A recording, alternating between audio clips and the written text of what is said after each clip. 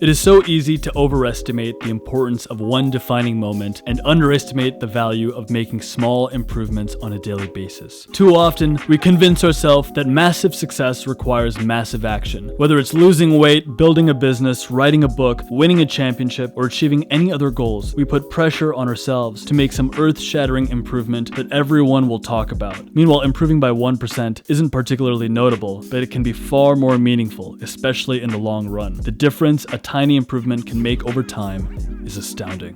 One of the best books that I ever read was by the creator of the Dilbert comics. His name is Scott Adams, and he wrote a book called How to Fail at Almost Everything and Still Win Big, kind of the story of my life. And there's a chapter in that book on why he thinks goals are for losers that I found insanely powerful. Scott Adams thought that he had to dress up to go fly on a plane because he had never flown before, and so he just thought that was like part of the protocol, is that you have to dress up while you're on a plane. And so he wore a three-piece suit. He got on the plane and he ended up talking to the person next to him who was like the CEO of a screw company, like hardware company.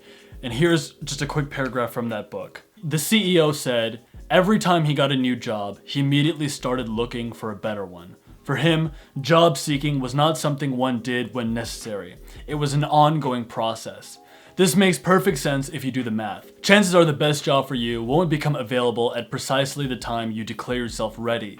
Your best bet, he explained, was to always be looking for the better deal. The better deal has its own schedule. One should have a system instead of a goal. The system was to continually look for better options, and it worked for this businessman, as he had job hopped from company to company, gaining experience along the way until he became a CEO. Had he approached his career with a specific goal in mind, or perhaps specific job objectives, it would have severely limited his options. But for him, the entire world was his next potential job. The new job simply had to be better than the last one and allow him to learn something useful for the next hop. Throughout my career, I've had my antenna up looking for examples of people who use systems as opposed to goals. In most cases, as far as I can tell, the people who use systems do better.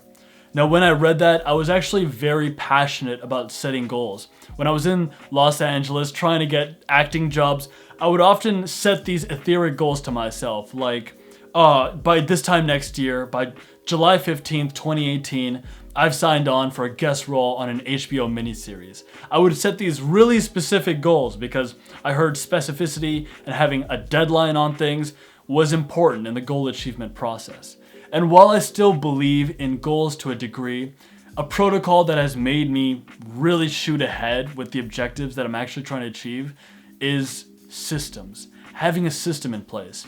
And it's crazy how fast having a system in place will actually make your goal be achieved that much faster. The author of the book, Atomic Habits, James Clear, made a similar point. If you want to make $1 million, what isn't most important is setting that goal of $1 million. But if you break that insanely lofty goal into a system that you're gonna execute on every single day, then that becomes a success for that day. If you did the system, you won. And if you didn't, the day wasn't a win, but you can start again tomorrow. At the start of this year, 2019, I just set a few systems in place that I wanted to honor. The first was with this YouTube channel. I wanted to see what I could do with it. I wanted to see if I could become a better creator and have a system in place that would make me a better YouTuber over time and see what that would get me. Instead of setting a goal like getting 100,000 subscribers or 200,000 subscribers or getting a certain kind of engagement, I actually decided to step away from the metrics and focus on simply producing. I set the intention of producing 100 videos over the course of 2019. And I'm pretty much on track. I think we just hit August and I'm just coming up on around 50 or 55 or 60 videos so far this year. Additionally, I set the intention of scripting 30 minutes every day because what I realized is while cinematics and having a great studio would be amazing and important, I don't have all those resources to leverage exactly at this minute. But what I do have is ideas that I can draw upon. And the best way to communicate those ideas is to tease them out in writing. And so I started scripting. Every single day, I would strive to script for 30 minutes, to read something relevant to a topic I wanted to talk about, to write about it, to figure out my argument, my logic, to see how I could communicate it best, how I could start implementing my humor, my character, different aspects of me into the video to make it better over time. I also started carrying my camera with me everywhere. And if I ever saw an opportunity to get a cool B-roll sequence, I would find a person nearby and say, hey, can you film me for a second? I know this will tie into this video in this way.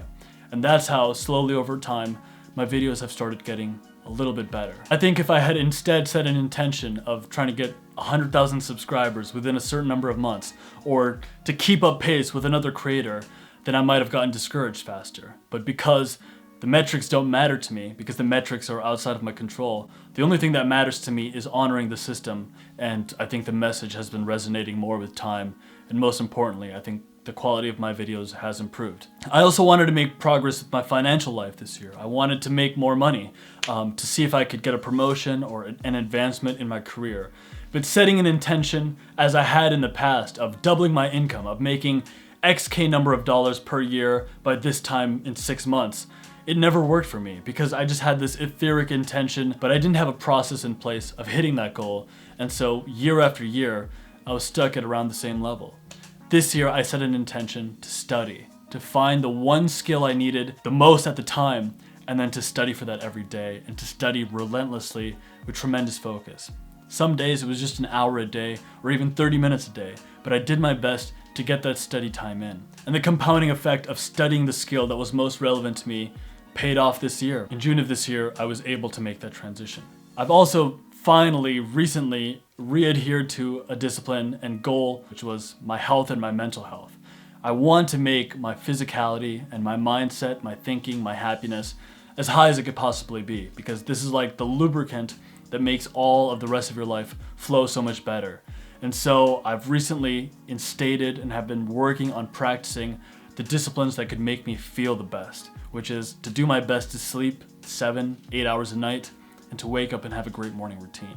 And just in the short time of implementing this discipline, of having that morning routine in place, and giving a real respect to my amount of sleep, I feel the effects of this play out already. The compound effect is very real, and while you practice that system on any given day, it may not feel like the effect is taking place, the progress is happening. It's like brushing your teeth. Skipping brushing your teeth one day, it probably won't have any effect. How long before not brushing your teeth becomes a problem and gives you cavities? I'm not sure. But it's a daily system that keeps your oral health in check and makes it a process that you honor every day without even thinking about it. And the honoring of that process is what makes you have a great smile and great dental health. The same thing applies with whatever you're trying to achieve.